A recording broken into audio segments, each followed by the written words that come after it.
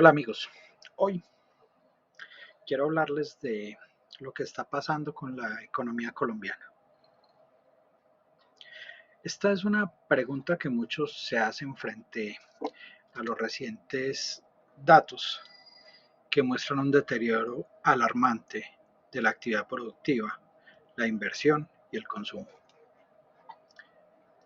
En este video voy a analizar algunos de los indicadores más relevantes que evidencian la parálisis económica que vive el país y las posibles causas y consecuencias de esta situación. Empecemos por el indicador de seguimiento a la economía, el ISE del DANI. Es una medida aproximada del Producto Interno Bruto, PIB, trimestral. Este indicador registró un crecimiento de solo el 0,23 en agosto de 2023, el más bajo desde abril de 2020, cuando el país entró en confinamiento por la pandemia. Si comparamos este dato con el de mayo de 2022, cuando el ISE creció 17,29, o con el de agosto de 2022, cuando creció el 9,21, vemos que hay una caída dramática en el ritmo de la economía. Pero, ¿qué explica este desplome? Una de las razones principales es la caída de la formación bruta de capital, es decir, la inversión en bienes que aumentan la capacidad productiva del país. Según el DANI, este componente del PIB se redujo 24% en el segundo trimestre del 2023, con respecto al mismo periodo del año anterior. Dentro de este rubro, se destaca la disminución de la inversión en maquinaria y equipo, que es de un 13,8. En vivienda es de un 2,2. En infraestructura es de un 7,1. Y en inventarios, lo que restan al PIB. Bueno, la caída de la inversión tiene varias implicaciones negativas para el desarrollo económico y social del país. Por un lado, implica una menor generación de empleo y de ingresos, lo que afecta el bienestar de las familias y su capacidad de consumo. Por otro lado, implica una menor productividad y competitividad, lo que reduce el potencial de crecimiento a largo plazo y a la capacidad de responder a los desafíos globales.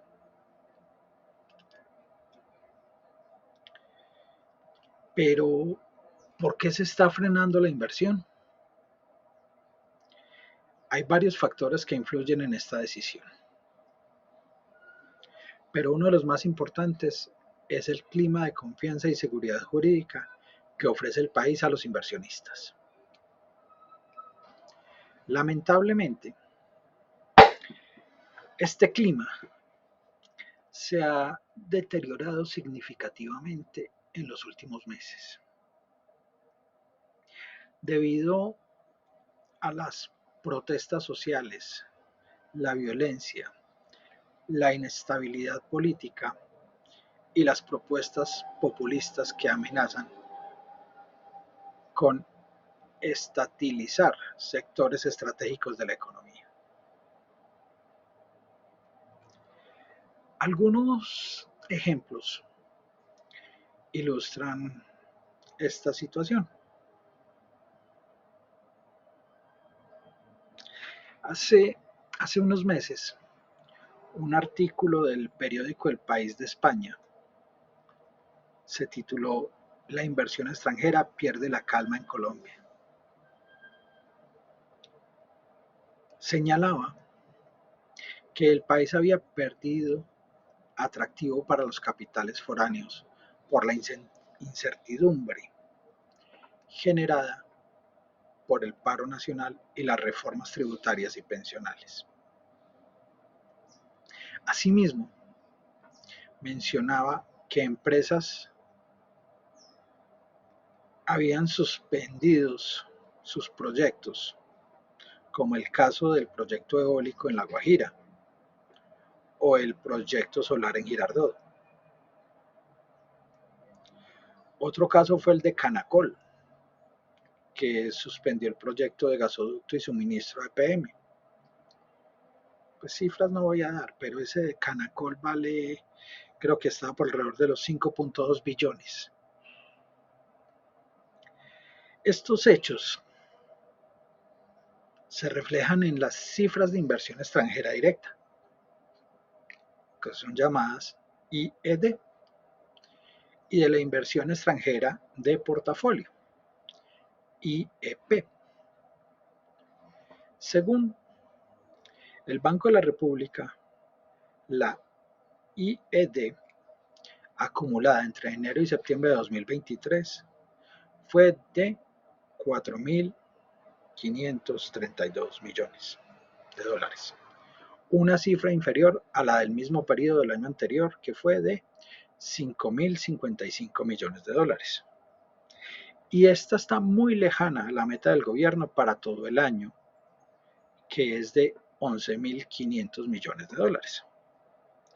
Por su parte, la IEP registró una salida neta de 1.337 millones en septiembre, que es la mayor desde marzo de 2020.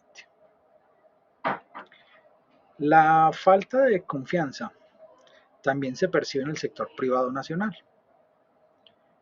Según una encuesta realizada por la ANDI en agosto, solo el 27.7% de los empresarios afirmaron que mantendrían sus planes de inversión para el 2023, mientras que el 35% dijeron que los aplazarían y el 37% que los cancelarían. Estas respuestas reflejan el pesimismo sobre las condiciones económicas y el entorno regulatorio del país. Bueno, el otro componente del PIB que muestra una caída preocupante es el consumo de los hogares, que representa alrededor del 70% de la demanda agregada.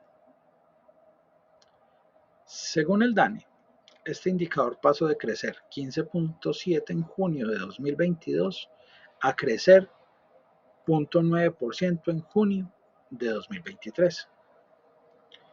Dentro de este rubro se destaca la reducción del consumo en bienes durables, que pasó de crecer 24.9 a decrecer 13.9.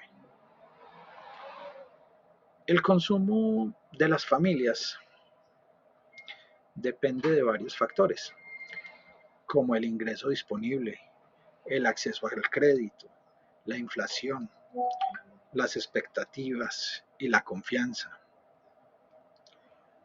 Todos estos factores se han visto afectados negativamente por la situación económica y social del país. Por ejemplo, el ingreso disponible se ha visto reducido por el aumento del desempleo, que alcanzó el 16.8 en agosto de 2023, el más alto desde octubre de 2020. El acceso al crédito se ha visto limitado por el endurecimiento de las condiciones financieras y el aumento de la morosidad. La inflación se ha acelerado por el alza de los precios internacionales de todos estos alimentos y combustibles, lo que ha erosionado el poder adquisitivo de los consumidores. Las expectativas y la confianza se han deteriorado por la incertidumbre política y social, lo que ha llevado a las familias a postergar o cancelar sus planes de gasto.